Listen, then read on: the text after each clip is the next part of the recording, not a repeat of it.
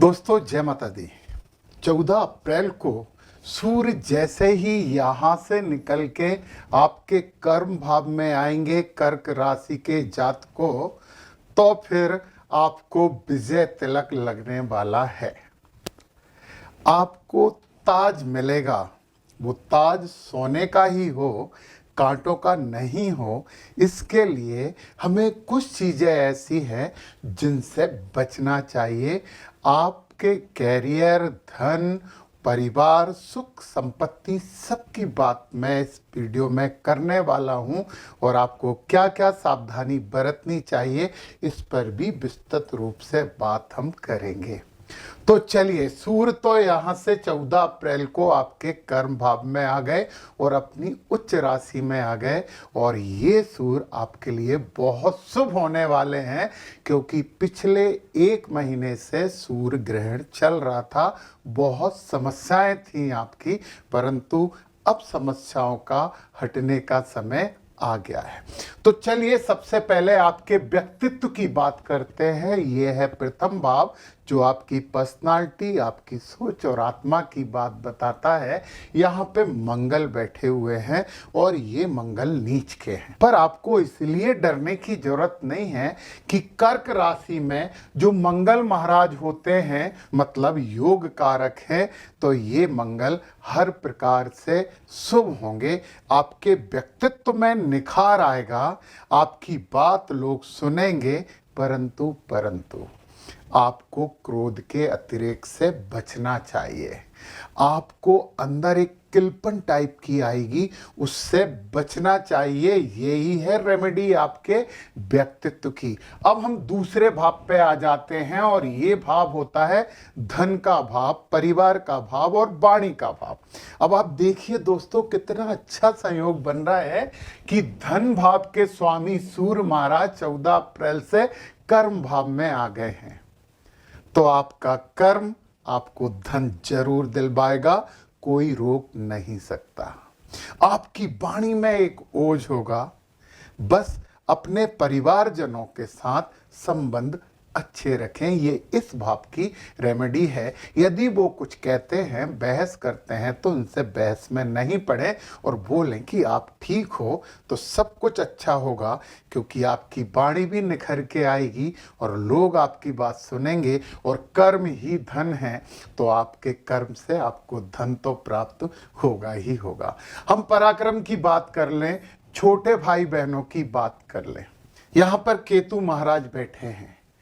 देखिए, ये धार्मिक यात्राएं आपसे करवाएंगे, आपकी धर्म कर्म में विशेष रुचि हो जाएगी।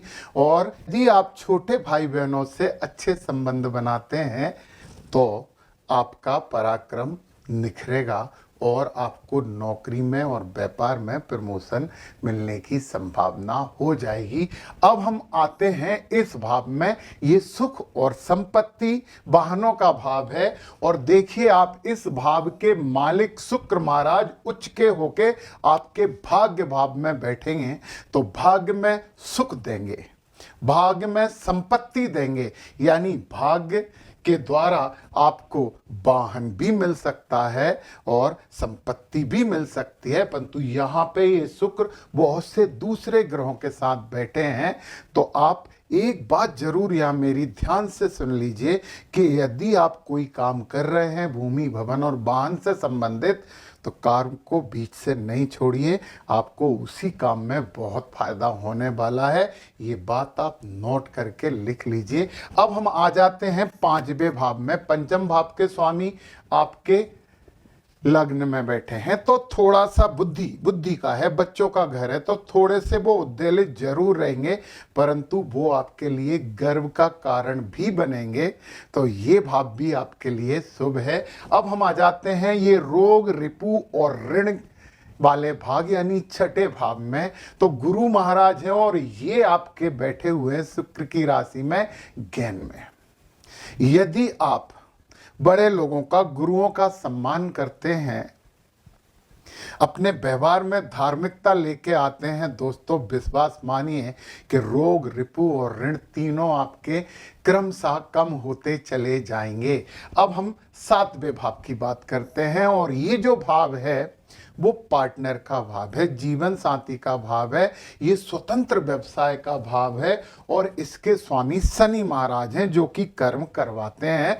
और शनि महाराज आपके भाग्य में बैठे हैं, तो कर्म करिए, फल जरूर मिलेगा। मतलब वो कहते हैं ना, कर्म करिए पर फल की चिंता मत कीजिए, परंतु आप कर्म करेंगे तो आपको फल जरूर प्राप्त होगा। बस सावधानी ये बरतनी है कि अपने पार्टनर, अपने जीवन साथी से किसी भी मुद्दे पर विवाद नहीं करें। और यदि आप बोलें कि तुम सही हो, तो ये सबसे अच्छी रेमेडी है। तो बोलो कि हाँ मैं गलत हूं, आप ही सही हैं, तो फायदा ही फायदा होगा, क्योंकि यहाँ पे मंगल की भी दृष्टि है। तो आप उत्तेजना जोश में आके कोई भी गलत बात नहीं बोले।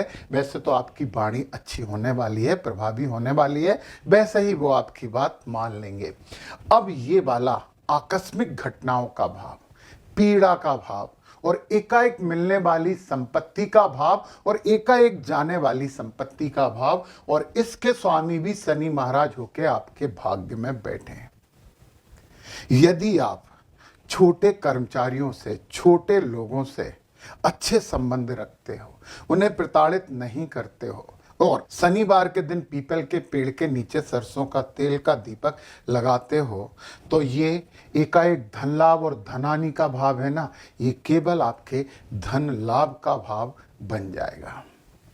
अब हम आ जाते हैं भाग्य भाव में। भाग्य भाव में यहाँ पे शनि और राहु मिलकर पिशाच योग बना रहे हैं, परंतु बुध और शुक्र मिलकर यहाँ लक्ष्मी नारायण योग भी बना रहे हैं, और शुक्र गुरु हैं। शनि राहु के मित्र हैं, तो भाग्य में समस्या तो गुरु महाराज यानी राक्षसों के गुरु महाराज बिल्कुल भी नहीं होने देंगे। अब हम हमारे मुख्य बात पे आ जाते हैं। जब सूर्य महाराज अपनी उच्च राशि मेष में, मंगल उनके मित्र हैं, वहां पे प्रवेश करेंगे और आपके भूमि भवन और संपत्ति सुख मां के भाव को देखेंगे, तो निश्चित ही वहां पे प्रगति करवाएंगे, उत्तरोत्तर वृद्धि करवाएंगे। सूर्य महाराज को आपको खुश रखने के लिए रोज सुबह उठ के तांबे के लोटे में जल लेकर सूर्य महाराज को ओम घृणी सूर्याय नमः के जल देना चाहिए, अर्घ देना चाहिए। निश्चित ही जो आपको ताज मिलने वाला है उसमें सोने की मात्रा और बढ़ जाएगी। और अब हम लाभ भाव में आते हैं। बहुत महत्वपूर्ण बात सुनिए, ये शुक्र की राशि है और ये गुरु की राशि है। शुक्र और गुरु का आपस में परिवर्तन योग बन गया है, ये राजयोग होता है। और एक बहुत महत्वपूर्ण बात सुनिए, भाग्य ही लाभ है, हम ऐसा कह सकते हैं। तो भाग्य ही लाभ है, भाग्य में लाभ है, फायदा उठाइए। कर्क राशि के जात को इसका फायदा जरूर उठाइए। यहाँ पे आपके मित्र आपको बहुत हेल्प करेंगे और आपका ज्ञान, आपका लाभ बढ़ाने वाले हैं। तो सबसे अच्छा भाव तो ये आपका बहुत शुभ हो ही गया है। और अब हम आते हैं व्यय वाले भाव में, विदेश यात्राओं वाला भाव है।